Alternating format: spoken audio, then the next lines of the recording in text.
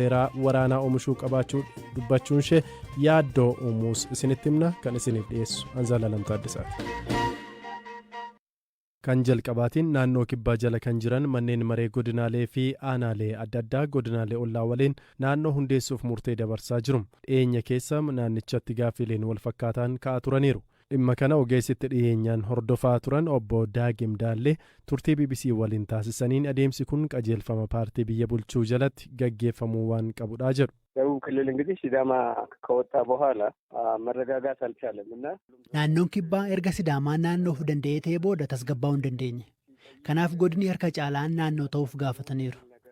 Amma erga paartiin badhaadhinaa paartii tokko erga ta'ee booda bakka lamatti hin hundeeffamtu kan jedhuun sanada qopheessan. Akka sanada paartichaatti yeroo hedduu haala iccitii ta'een mari'adhaatii akka qajeelfama paartichaatti amansiisaa jedhan. Sanadni kun dhumarratti miseensonni paartichaa naamusaalee paartichaa kabajuu qabu jedha. Kana jechuun yoo ejjennoo paartichaa mormite dhiiftee baata jechuudha. Kanaaf qajeelfama paartichaa jalatti mariin gaggeeffame. Naannoo lamaan ni hundeeffama jedhaman jalatti isa gadi irraa murtee godina Daraashee tofe. Isa olii keessaa immoo kan Guraagee tofe. Amma qajeelfama paartichaan hanga miseensa isa gadaanaatti waliigalleerra jechuun mana maree isaanii duratti murteessaa jiru. Amma yoo kun ta'e naannoo kibbaa kan jedhamu hin jiraatu. ክልል የሚባል ነገር አይኖርማ. Murteen naannoo ofii ta'uu kun yoo milkaa'e rakkoon adda addaa uumamuu danda'a kan jedhan obbo Daagim riifarandamii irratti yeroo hedduu rakkoon ka'u dhimma magaala guddittii filachuu akka ta'e himu. እንግዲህ የዚህ ያለው ነገር ከሶልቭ ከተደረገ yoo dhimmi jiru waliigalteerra ga'amee gara mana maree naannoo kibbaa dhufa. Achirraa gara mana maree federeeshiniitti dhufee booda gara boordii filannootti dhiyaatee riifarandamiin gaggeeffama. Yeroo riifarandamiin kun gaggeeffamutti yeroo hedduu rakkoon ka'u magaalaan guddittii eessa ta'a kan jedhu irrattidha. Amma waajjira dinagdee magaalaa tokko yoo goote tajaajilli kan biraa akkamiin ga'a kan jedhu gaaffii ta'a. Magaalaa guddichaa ni hirra kan jedhus jira. Kunis ammoo adeemsa rakkisaa fi walxaxaadha. Akka laalcha kootti naannoo miti kan rakkoo uumu hundeeffama naannoo diigdees dhiistees hanga bulchiinsi paartii tokkichaa jiraatetti bu'aa hin qabu. Yoo xiqqaate kan naannoo Sidaamaa saba tokkoo fi afaan ofiin bulchamuu waan danda'uuf adda addummaa argata. Kun garuu saboota hedduurraa gara saboota xixiqqoo hedduutti darbe. Kanaaf akka laalcha kootti homaa jijjiirama hin uumu. Waldhabdee jiru gara waldhabdee xixiqqaatti jijjiira jedhee yaada. Komiin jiru naannoo irratti qofa osoo hin taane fakkeenyaaf baajanni gara godinaa deemee seeraan hojiirra ni oola kan jedhu yoo laalte hin oolu. Dhimma aangoo hihiruu ta'eeti malee gaditti bulchiinsa gaarii fi misooma uummata bira ga'uun adda addummaa hin jiraatu. ልማትን ላይ ለውጥ አይኖርም.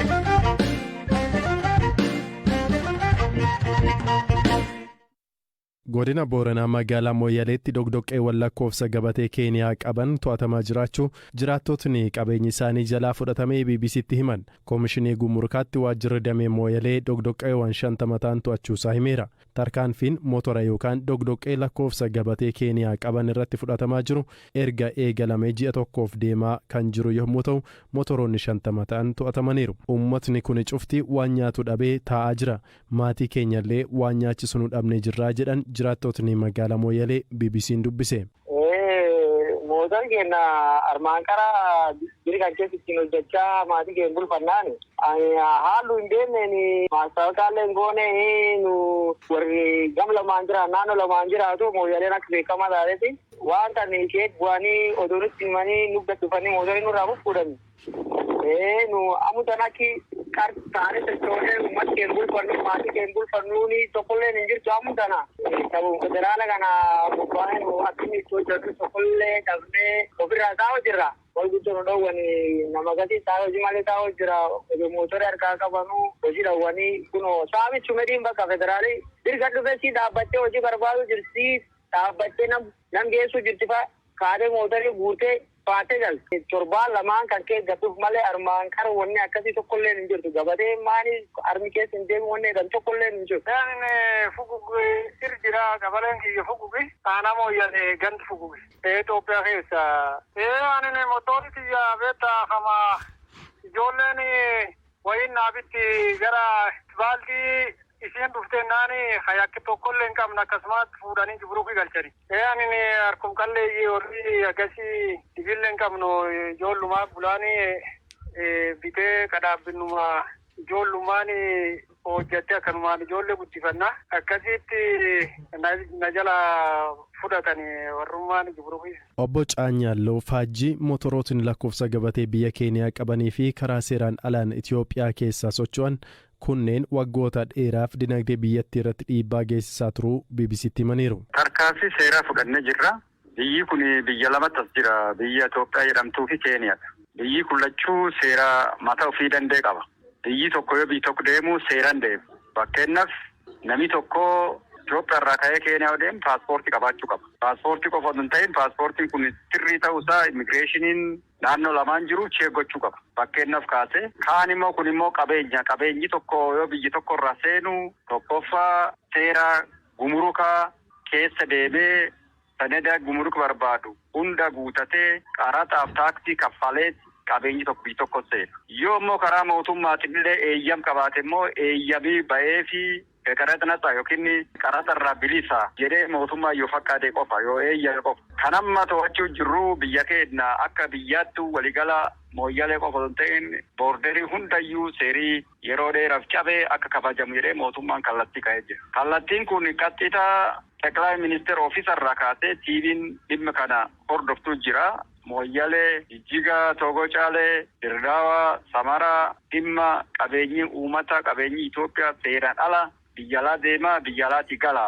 Biyya alaa deemu baay'een qabeenyi kennatiin badee deemu baay'ee mootummaan yeroo dheeraaf qorate booddee amma tarkaanfii kan fudhachaa jira.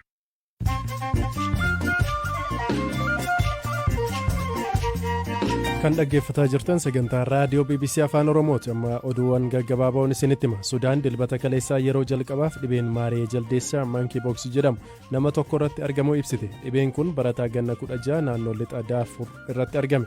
Addunyaarraa namootni 21,000 dhibichaan qabamaniiru.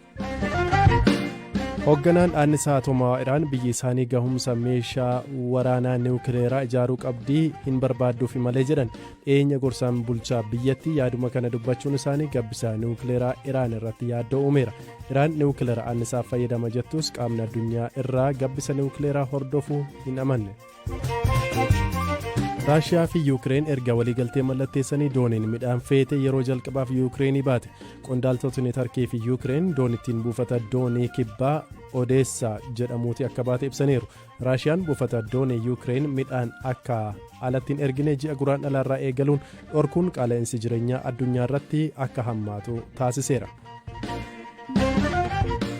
Weellistuun beekamtuun Ameerikaa Biyoonseen wallee haaraa baaste keessaa walaloo wal dhabsiisan erga argamee booda ijoo dubbii taateetti. Keessumaa kanneen qeeqarratti dhiyeessan kanneen qaama miidhamtootaaf falmanidha. Kan itti aanuutiin Itiyoophiyaan osoo waqtiin roobaa kun hin darbiin dura hidha haaromsaa guddicha Abbayyaa marsaa sadaffaa bishaaniin akka guuttuu erga beeksiftee bultee jirti.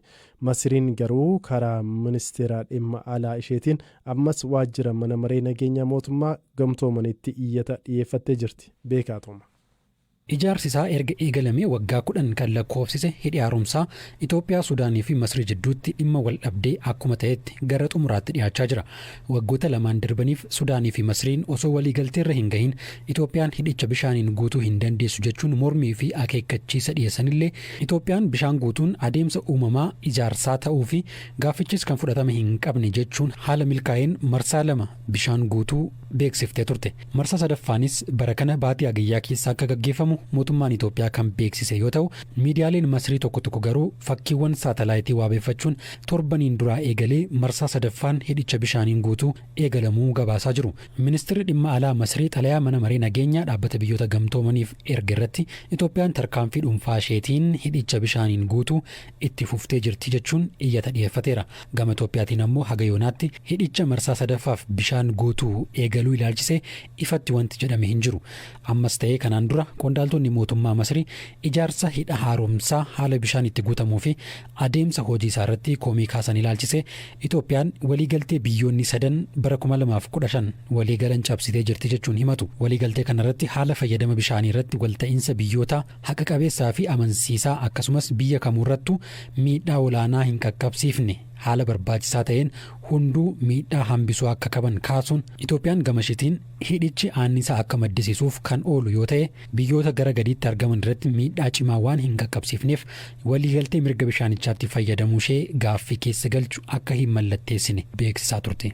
Masriin bishaan laga Abbayyaa kan dhugaatii fi qonnaaf adda durummaan irratti hundooftu hagi bishaanii kan hir'atu yoo ta'e jireenya uummata ishee irratti dhiibbaa olaanaa hordofsiisuu akka danda'u kaasuun faayidaa ishee eegsisuuf waan hunda raawwachuu akka dandeessu ibsite. Keessattuu Sudaan waliin leenjii waraanaa haga gaggeessuu jalqabdee jirti. Itoophiyaan ammoo uummata ishee hanqina ibsaa keessa jiruuf ifa dhiyeessuu fi damee industirii ishee cimsuuf jecha piroojeektii hidha kana mariif kan hin dhiyeessine ta'uu kaasuun gama kamiinuu hidhicha ittisuuf qophii ta'uu beeksisaa turte.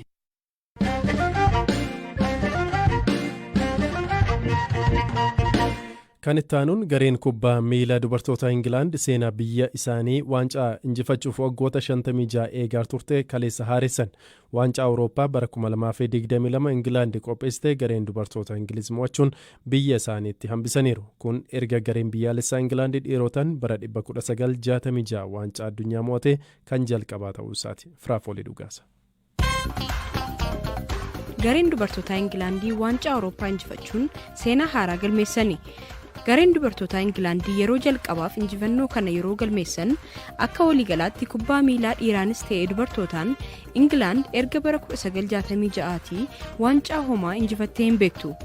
Dirree Wembley irratti Jarmanii 2-1 injifattee waancaa kan mo'atte Ingilaand taphichi daqiiqaa 120 gaggeeffame. Gareen kubbaa miilaa dubartootaa Jarman yeroo 8 shaampiyoona ta'anii ture. Ingilaandiif galchii lameen kan lakkoofsan taphattoota jijjiirraan dirree seenan yoo ta'u Toonii fi Keelii jedhamu. Tapha garee biyyootii lameenii ilaaluuf deeggartoonni 87 dirree Wembley kan galan yoo ta'u kun seenaa kubbaa miilaa keessatti riikardii isa olaanaadha. Leenjistuun garee dubartootaa Ingilaandii Sariinaa Wingman waggaa 5 dura deeggartuu ta'uun dirree seentee daawwachaa turte. Amma garee biyyaalessaa dubartootaa Ingilaandii erga leenjisuu jalqabdee walitti aansitee mo'achuun seenaa haaraa biyyattii keessatti argamee hin beekne galmeessisteetti. Taphattoonni garee biyyaalessaa dhiiraa Ingilaandii deeggarsa dinqisiisaa garee dubartootaaf agarsiisaa turani. Bara darbee gareen biyyaalessaa Ingilaandii dhiiraa waancaa Awurooppaa Itaaliidhaan mo'amuun dhabani. Warri dubartootaa kana milkeessuun seenaa hojjetaniiru. Garee Ingilaand Lioness jedhamuun beekamu keessaa Beet Mead taphattuu cimtuu dorgommii yeroo 2022 ta'uun yoo filatamtu galchii 6 lakkoofsisuunis badhaasa dabalataa argatteetti. Beet Mead kilaba Arsenaaliif taphatti. Injifannoo isaanii kanaafis giiftiin UK Elizabeth ergaa baga gammaddanii dabarsanii jiru. Kabajamtoota dhaggeeffattoota keenya sagantaa keenya osoo xumuriiwwan dura oduuwwan gabaaboo biroon isinitti hima. Itti aanaan itti gaafatamaa mana maree Suudaan bulchaa jiru Jeneraal Mohammed Hamdan Hagalo fonqolchi mootummaa fi ministeera muummee siivilii biyyattii duraanii aangoorraa kaasuu bara darbe raawwate jijjiirama homaa biyyichatti hin finnee jedhan. Jeneraalli maqaa Heemeetii jedhamuun beekamu Abdallah Hamdook manatti uguruun haalichi inumaa akka hammaatu taasiseera jedhaniiru. Biraatiin Afrikaa kibbaatti namootni 82 yakka albuuda seeraan ala baasu yaalii ajjecha meeshaa dho'insa uumuu seeraan ala qabachuun himataman har'a mana murtiitti dhiyaataniiru. Poolisiin namootni shakkamanii mana murtiitti dhiyaatan kunneen yakka gudeeddii baay'achuun dubartoota 8 irratti raawwachuunis shakkamuu isaanii ibsee jira. Kamisa darbee osoo fiilmii waraabaa jiranii dubartoota 12 fi akkasumas dhiirota 10 irratti haleellaan raawwatamee ture. Sagantaa galgala kanaatiif qopheessine asumarratti xumurree jirra. Kan isin dhiyeessee Anzaalaa Taaddasaa ture. Firaafolee dhugaasaa qopheessiteetti Mubaareek Gamogummaa ta'een kan halkan gaarii.